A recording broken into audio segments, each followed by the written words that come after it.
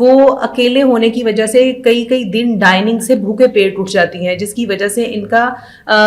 بہت زیادہ وزن کم ہونے کی بھی یہی بڑی وجہ ہے۔ کہنا ہے کہ جب ان کی کڈنیپنگ ہوئی تو ان کو ایک ٹائم آ کر ایسا لگنے لگ گیا کہ یہ یہاں سے بچ کر نہیں نکل سکتے۔ چیزوں کا بیک گراؤنڈ نہیں لوگوں کو پتا،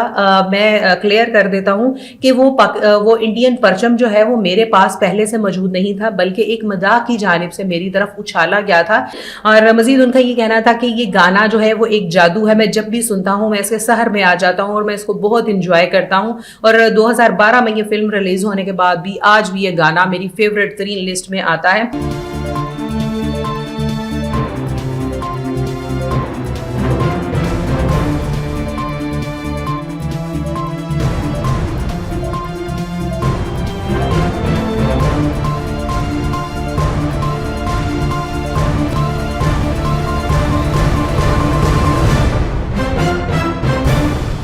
بسم اللہ الرحمن الرحیم، السلام علیکم۔ پاک ڈیجیٹل نیوز کے ساتھ میں ہوں فضا عمران، اور آج ہم سب سے پہلے بات کریں گے ٹینس اسٹار ثانیہ مرزا کے حوالے سے۔ ثانیہ مرزا نے ابھی ریسنٹلی کرن جوہر کا جو ٹاک شو ہے اس میں شرکت کی، اور وہاں پر انہوں نے بات چیت کرتے ہوئے کہا کہ ایز اے سنگل پیرنٹ بچے کو پالنا سب سے مشکل کام ہے۔ ان کا مزید یہی کہنا تھا کہ اذہان جو ان کا بیٹا ہے اس سے کچھ مصروفیات کی وجہ سے جب وہ ہفتوں دور رہتی ہیں اپنے گھر سے تو وہ کافی ٹینشن میں اور کافی ذہنی دباؤ کا شکار رہتی ہیں، لیکن ان کی والدہ ان کے ساتھ رہتی ہیں، وہ بچے کے پاس پیچھے ہوتی ہیں، جس کی وجہ سے ان کو کافی سکون رہتا ہے۔ لیکن بینگ اے مدر جب میری اس سے ڈیلی میں نہیں مل پاتی تو میں سٹریس میں آ جاتی ہوں، میں ذہنی دباؤ میں آ جاتی ہوں، تو یہ ایک نیچرل چیز ہے، ظاہر ہے ماں ہے، بچے سے دور نہیں رہا جاتا۔ بینگ اے مدر اگر میں بات کروں تو 2 سے 3 گھنٹے کے بعد آپ کو، جیسے ہم کہتے ہیں نا کہ مجھے میٹھے کی کریونگ ہو رہی ہے یا مجھے کسی چیز کے کھانے کی کریونگ ہو رہی ہے، بینگ اے مدر ایسے ہمیں اپنے بچوں کی کریونگز ہونے لگ جاتی ہیں۔ ہمارا دل کرتا ہے کہ 3 سے 4 گھنٹے بچہ دور ہے اور جا کے ہم فوراً اپنے بچوں کو دیکھ لیں، اور یہ اللہ پاک نے نا ایک نیچرل چیز رکھی ہے۔ اور اسی پر انہوں نے گفتگو کرتے ہوئے کہا ہے کہ وہ اکیلے ہونے کی وجہ سے کئی کئی دن ڈائننگ سے بھوکے پیٹ اٹھ جاتی ہیں، جس کی وجہ سے ان کا بہت زیادہ وزن کم ہونے کی بھی یہی بڑی وجہ ہے۔ اور میں آپ کو بتاتی چلوں کہ 2024 میں ان کی جو پاکستانی کرکٹر ہیں شعیب ملک، ان کے ساتھ ڈیورس ہو گئی تھی، شعیب نے نیکسٹ شادی کر لی تھی۔ ثانیہ مرزا نے تو ابھی آگے شادی نہیں کی، بچے کی مکمل جو نگرانی اور اس کی دیکھ بھال کی ذمہ داری ثانیہ مرزا کے پاس ہے، جس کا نام اذہان مرزا ملک ہے، اور اسی کے حوالے سے انہوں نے اپنے جذبات شیئر کرتے ہوئے کہا کہ بینگ اے سنگل مدر بچے کو پالنا بہت مشکل کام ہے۔ نو ڈاؤٹ جی، مشکل کام تو ہے۔ اب ہم بات کریں گے جی اداکار حسن احمد کے حوالے سے۔ انہوں نے ایک شو ہے، نجی ٹی وی کا شو ہے مذاکرات، اس میں بات چیت کرتے ہوئے ان کی کڈنیپنگ ہو گئی تھی بہت سال پہلے، جس کے انہوں نے ایکسپیرینسز بیان کیے کہ 35 دن جب یہ اغوا کاروں کے پاس رہے تو وہ کس ذہنی دباؤ سے گزرے، کس ذہنی کیفیت سے گزرے۔ میں آپ کو بتاتی چلوں کہ آج کل ایک ڈرامہ چل رہا ہے جماع تقسیم، اس میں یہ حمید کا کردار ادا کر رہے ہیں اور کافی ان کو پذیرائی مل رہی ہے حسن احمد کو۔ اور اس کے علاوہ جو ہے سنیتا مارشل جو بہت مشہور ہماری ماڈل ہیں، یہ ان کے ہسبینڈ بھی ہیں۔ ان کا یہ کہنا ہے کہ جب ان کی کڈنیپنگ ہوئی تو ان کو ایک ٹائم آ کر ایسا لگنے لگ گیا کہ یہ یہاں سے بچ کر نہیں نکل سکتے، لیکن انہوں نے یہ بھی سوچا کہ اگر انشاءاللہ میں یہاں سے بچ کر نکل گیا تو میں ان تمام لوگوں سے اپنے اچھے اور برے رویے کے متعلق معافی مانگوں گا جن کے ساتھ کبھی میں نے ناانصافی کی یا میں روڈ ہوا۔ تو پھر ان کا یہی کہنا تھا کہ جب یہ نکل آئے 35 دنوں کے دورانیے کے بعد یہ اغوا کاروں سے چھوٹ کر گھر آئے تو ان کو اس مینٹل سٹریس سے، ذہنی دباؤ سے نکلنے میں بہت ایک لمبا عرصہ لگا، اور یہ اس چیز کو بھول نہیں پا رہے تھے، اس سٹریس سے نکل نہیں پا رہے تھے۔ اور انہوں نے اپنے گھر آ کر نہ صرف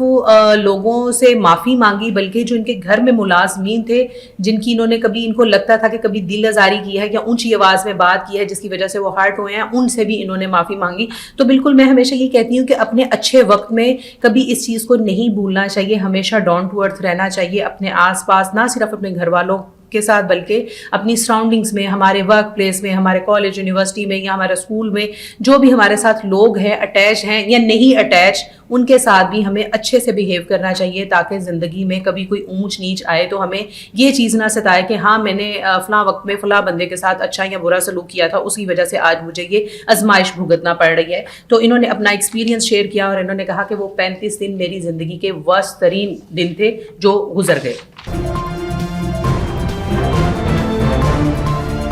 اچھا جی، اب ہم بات کریں گے طلحہ انجم کے حوالے سے، جنہوں نے نیپال شو میں انڈین پرچم لہرا دیا تھا اور اس پر ان کو کافی تنقید کا نشانہ بنایا گیا تھا، نہ صرف پاکستان میں بلکہ انڈیا میں بھی لوگوں نے کافی ان پر جو ہے وہ کمنٹس کیے تھے اور ان کو تنقید کی تھی، ٹرول کیا تھا، اور اب ان پر قانونی کارروائی بھی کی گئی ہے، اور جس پر انہوں نے ایک ٹی وی چینل ہے 365 کے نام سے، اس پر یہ باقاعدہ انہوں نے آ کر معافی مانگی ہے۔ انہوں نے کہا کہ اگر میرے رویے سے کسی کی دل آزاری ہوئی ہے، پاکستانی ہرٹ ہوئے ہیں، ان کو برا لگا ہے، تو میں ان سے معافی چاہتا ہوں۔ اس کا میں بیک گراؤنڈ آپ کو بتاتی چلوں کہ نیپال میں ایک میوزک کانسرٹ تھا جہاں پر یہ پاکستانی سنگر ہے طلحہ انجم، ان کا یہ کہنا ہے کہ چیزوں کا بیک گراؤنڈ نہیں لوگوں کو پتا۔ میں کلیئر کر دیتا ہوں کہ وہ انڈین پرچم جو ہے وہ میرے پاس پہلے سے موجود نہیں تھا، بلکہ ایک مذاق کی جانب سے میری طرف اچھالا گیا تھا، جس کو پکڑ کر میں نے لاشعوری طور پر نہ صرف لہرا دیا بلکہ اپنے کندھوں پر بھی پہن لیا، اور مجھے یہ بھی یاد نہیں ہے کہ میں نے اس کو کتنی دیر تک اپنے کندھوں پر اوڑے رکھا، لیکن اگر میرے اس عمل سے کسی کی دل آزاری ہوئی ہے تو میں اس کے لیے معافی چاہتا ہوں۔ اچھا جی، اس پر نہ صرف عام لوگوں نے، عام مداحوں نے اس پر کافی کمنٹ پاس کیے تھے، بلکہ جو میڈیا کے لوگ تھے انہوں نے بھی کافی تنقید کا نشانہ بنایا تھا اور کافی برا بھلا کہا تھا، جس پر اب جو طلحہ انجم صاحب ہیں ان کو ہوش آئی ہے، تو انہوں نے کہا جی بھائی میں معافی چاہتا ہوں، آئندہ ایسی کوئی بھی حرکت نہیں ہوگی، اور میں معذرت خواہ ہوں اگر کسی کو میں نے ہرٹ کیا ہے۔ اب ہم بات کریں گے جی بھارتیوں کے رویوں کے حوالے سے۔ بھارتیوں کے متعلق ہمیشہ ہم یہ کہتے ہیں کہ یہ نہ صرف تنگ دل ہیں، تنگ نظر ہیں، بلکہ یہ نا بڑے عجیب سے لوگ ہیں، یہ کسی کی تعریف کرتے ہوئے پتہ نہیں ان کو موت پڑتی ہے۔ ابھی ریسنٹلی وویک اوبرائے انہوں نے اپنی ایک فلم ہے پرنس، اس کا ایک گانا شیئر کیا، تیرے لیے بن کے دیوانہ جھوموں تیرے لیے، یہ کافی مشہور گانا ہے جو گایا ہوا ہے پاکستانی مشہور اداکار عاطف اسلم نے، اور عاطف کا یہ گانا انہوں نے گاڑی میں جاتے ہوئے وہ اس کو گا رہے ہیں اور اس پہ جھوم رہے ہیں اور انجوائے کر رہے ہیں، اور انہوں نے یہ اپنی انسٹاگرام سٹوری شیئر کی ہے اس پہ گانا گاتے ہوئے، گنگناتے ہوئے، اور پھر ساتھ میں انہوں نے اپنے مداحوں کو جو ہے وہ ڈریس کرتے ہوئے کہا ہے کہ میرے مداحوں کا بھی یہ گانا جو ہے وہ فیورٹ ہوگا، جن جن کا فیورٹ ہے وہ اس پر ویڈیو بنا کر میرے ساتھ شیئر کریں۔ اور مزید ان کا یہ کہنا تھا کہ یہ گانا جو ہے وہ ایک جادو ہے، میں جب بھی سنتا ہوں میں اس کے سحر میں آ جاتا ہوں اور میں اس کو بہت انجوائے کرتا ہوں، اور 2012 میں یہ فلم ریلیز ہونے کے بعد بھی آج بھی یہ گانا میری فیورٹ ترین لسٹ میں آتا ہے۔ اور جو سب سے جو گھٹیا کام کیا وویک نے، وہ کیا کیا، اس نے یہ گانا، یہ ویڈیو شرییا گھوشال جو فیمیل سنگر ہیں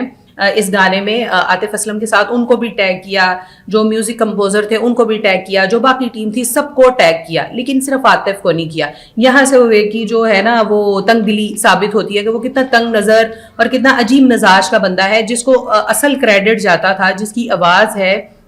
جس کی وجہ سے تمہارا فیم ملا، جس کے گانا گانے کی وجہ سے تمہاری فلم ہٹ ہوئی، تمہارے گانے کو اتنا فیم ملا، تم اسی کو کریڈٹ نہیں دے رہے، اور اس کا کریڈٹ بھی تم خود کھا گئے۔ تو بھائی انڈین کے حوالے سے بس یہ چیزیں تو چلتی رہتی ہیں، تو اگر وہ کہہ دیتا عاطف اسلم کو بھی ٹیگ کر دیتا تو میرے خیال میں اس کو کافی تعریفیں مل جاتی، لیکن جو اس کے بیچارے کے نصیب میں ہی نہیں تھی۔ چلے جی، یہ تو ان کی تنگ نظری کے حوالے سے بات ہو گئی، اور اسی کے ساتھ مجھے اجازت دیجیے گا، دوبارہ حاضر ہوں گے، اللہ حافظ۔